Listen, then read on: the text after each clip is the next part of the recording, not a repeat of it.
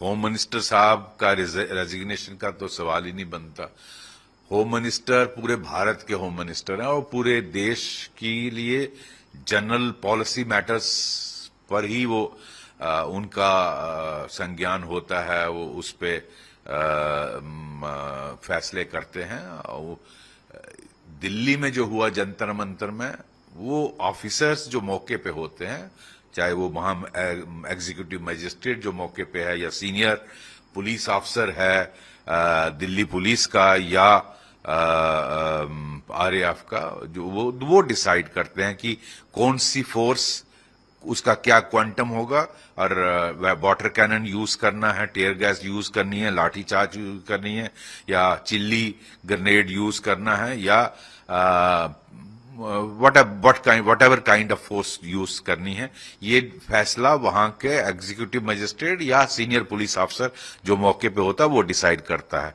ये इसमें home minister साहब, भारत के होम मिनिस्टर का कोई इसमें नहीं होता। हाँ, ये फैक्ट है कि दिल्ली पुलिस और आरएएफ या सेंट्रल आर्म्ड फोर्सेस सारी मिनिस्ट्री ऑफ होम अफेयर्स के अंडर आती है और उनके बॉस होम मिनिस्टर होते हैं। बट मौके पे कोई भी पुलिस अफसर अपनी नौकरी रिस्क नहीं करेगा, even if home minister tales.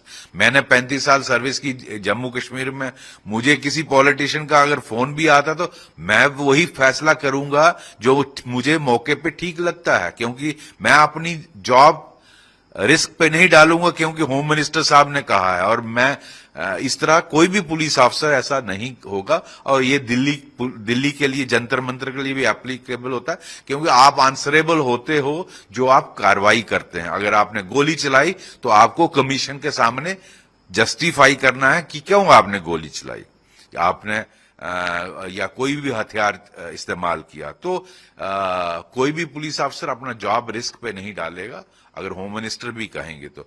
बाकी ये जो डिमांड है राहुल गांधी की, अनजस्टिफाइड है। मुझे नहीं लगता होम मिनिस्टर साहब को, वो तो पूरे देश के लिए पॉलिसीज डिसाइड करते हैं। वो ये नहीं डिसाइड करते कि जंतर मंतर में क्या फोर्स इस्तेमाल करनी है या लद्दाख में क्या इस्तेमाल करनी है या तमिलनाडु में क्या, ये उनका काम नहीं है। यूनियन टेरिटरी दिल्ली वहां के पुलिस कमिश्नर मौके पे होंगे, उनके स्पेशल कमिश्नर, एडिशनल कमिश्नर जो भी मौके पे हैं, उन्होंने ही ये डिसाइड किया होगा क्या फोर्स यूज करनी है। तो ये अनजस्टिफाइड डिमांड है।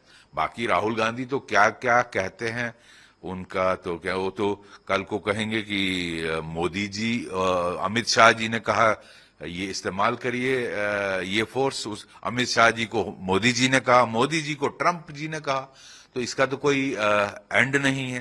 तो उस तरह तो ऑपरेशन सिंदूर भी वो कहते हैं कि ट्रंप के कहने पर मोदी जी ने वो ऑपरेशन सिंदूर को स्थगित कर दिया। तो इसका कोई जस्टिफिकेशन नहीं है। आई डोंट थिंक ये डिमांड मानने लायक है।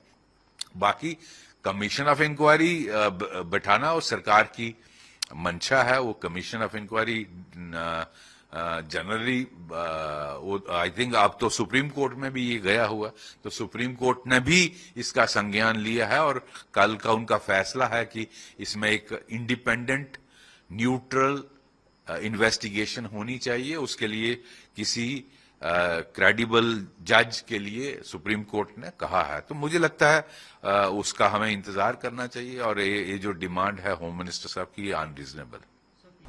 आदरणीय लीडर ऑफ अपोजिशन महोदय श्री राहुल गांधी जी एक वरिष्ठ राजनेता हैं और अपने वक्तव्य को सोच समझ करके व्यक्त करना चाहिए। कानून की किस किताब में लिखा है कि गृह मंत्री अधिकृत देने के लिए इस प्रकार के आदेश? और आजकल के आईटी के ज़माने में, सोशल मीडिया के ज़माने में, क्या आप समझते हैं कि इस प्रकार के कोई आदेश लिखित तो देगा नहीं? फ़ोन पर देगा, दूरभाष पे देगा, व्हाट्सएप पे देगा, और देगा तो वो बच जाएगा क्या? इस तरीके की अदूरदर्शितापूर्ण बातें नहीं करनी चाहिए। कानूनी पहलू समझ लेना चाहिए। कानूनी पहलू जो है धारा 148, 149, 150, धारा 43 भारतीय नागरिक सुरक्षा संहिता में समाहित हैं। कृपया उनको एक बार देखने का कष्ट करें और सारी चीज़ें स्पष्ट हो जाएंगी। ये कल्पना शक्ति की उड़ान से और कोरे आरोपों से ज़्यादा कुछ भी नहीं है। अगर बात करें अगर लाठीचार्ज होती है तो लोग जानना चाहते हैं कि क्या कुछ मीटिंग होती है, किसके आदेशों पर होता है या क्या बात रखी ये है? बिल्कुल स्पष्ट है कि जो वरिष्ठतम वहाँ पर आपका मजिस्ट्रेट होगा वो मजिस्ट्रेट नहीं है, तो दिल्ली में मजिस्ट्रेट के अभाव में जो डीसीपी हैं उनके मजिस्ट्रियल पावर हैं और वो दे सकते हैं, वरना उपनिरीक्षक और उनसे वरिष्ठ अधिकारी बल प्रयोग के आदेश देने के लिए सक्षम और समर्थ हैं।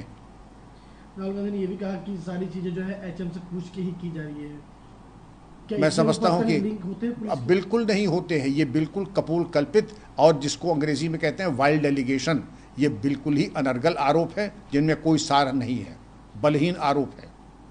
सर एक कुछ ऐसी भी चीजें जो चलाई गई थी वहाँ पे, दिल्ली पुलिस ने कहा कि इसको नहीं है, लेकिन राहुल गांधी कह रहे कि वो चलाई गई है, कागजों में है। ऐसी कोई चीज़ अगर हुई आज के ज़माने में छुप जाती है, इतने वीडियो कैमरा पुलिस के भी रहते हैं, वीडियोग्राफी हुई है, जो हमारे बच्चे थे उनके सबके मोबाइल कैमरे पे वीडियो चल रहे थे। अगर है तो आरोप जो है उनको आप लिखित दें, एलजी को दें, मुख्यमंत्री को दें, सार्वजनिक करें। इसके ऊपर तो मैजिस्ट्रियल जांच भी होती है और क्रिमिनल इन्वेस्टिगेशन भी होता है, उसका समावेश हो जाएगा साक्ष्य के रूप में और कार्रवाई हो जाएगी। ये कोरे आरोप लगाने से काम नहीं चलेगा। आदरणीय राहुल गांधी जी जिनके पास ये आरोप है कि वो प्रक्रिया और वो चीज़ें इस्तेमाल की जो कि नहीं करनी चाहिए थी, तो स्पष्ट साक्ष्य प्रस्तुत करें। वीडियोग्राफी तो 24/7 हजारों लोग कर रहे थे वहाँ। जिम्मेदार पद पे बैठे हुए व्यक्ति को ऐसे प्रकरणों में बोलने से पहले मेरा मानना है कि पूरी प्रक्रिया की जानकारी होनी चाहिए।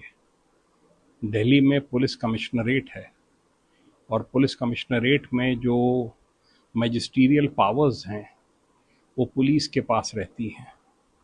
अगर कोई ऑर्डर करेगा लाठीचार्ज का, टीयर गैस शेल्स का, चिली बॉम्ब्स का, कोई भी ऑर्डर करता है, पैलेट गन्स का, पंप एक्शन गन का, या अल्टीमेट आगे चलकर फायरिंग का, तो ये ऑर्डर वहीं मौके पे लिया जाता है।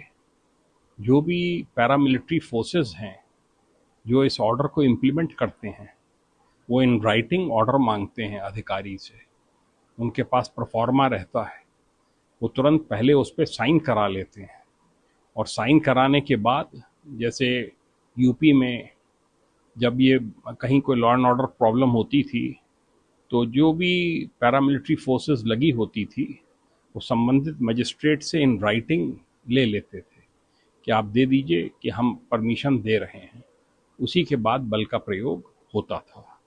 तो ये बिल्कुल हास्यास्पद है कि वहाँ पे अमित शाह जी बैठे हुए थे, मैं अभी टीवी में सुन रहा था 30 गाड़ियों का काफिला था, वो वहीं से बैठे बैठे ऑर्डर कर रहे थे।